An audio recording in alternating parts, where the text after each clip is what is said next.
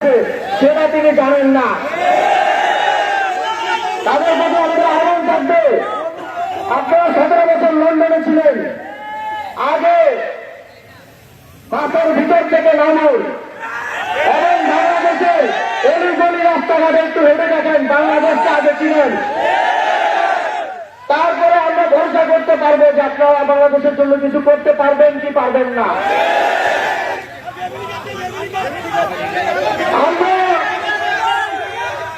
প্রত্যন্ত অঞ্চলের অলিগলি থেকে উঠে আসা নেতৃত্ব, আমরা মানুষকে ভয় দেখিয়ে নয়, মানুষের দরজায় দরজায় গিয়ে ম্যান্ডেট চাওয়া নেতৃত্ব। আমরা জুলাই গণঅভ্যুত্থানে বাংলাদেশের কোটি কোটি মানুষের অংশগ্রহণে শেখ হাসিনার মতো শক্তিশালী ফ্যাসিবাদকে বিতাড়িত করার নেতৃত্ব। আমরা তাদের মতো বিভিন্ন আজগুবে বক্তব্য, আজগুবে বিভিন্ন ফ্যান্টাসি ট্যাগ দিয়ে বাংলাদেশের মানুষকে বিভ্রান্ত করতে চাই না।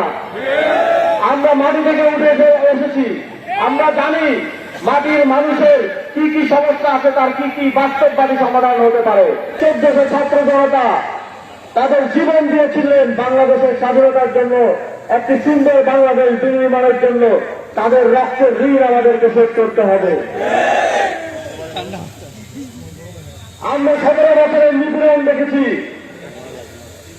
বাংলাদেশের মানুষ 17 বছরের নিপীড়নের পর গত 17 মাসে আবার আরেক ধরনের নিপীড়নের শিকার হয়েছে। 17 বছরে আমরা দেখেছি গুম, খুন, নির্যাতন, চাঁদাবাজি, টেন্ডারবাজি, দুর্নীতি, যত ধরনের অন্যায় অনাচার আছে শেখ হাসিনার ফ্যাসিবাদের পক্ষ থেকে আমরা সেগুলো পেয়েছি। কিন্তু গত 17 মাসে ক্ষমতায় না থাকা সত্ত্বেও একটি দল ঠিক সেই একই রকমের অভিজ্ঞতা বাংলাদেশের জনগণকে দিয়েছে।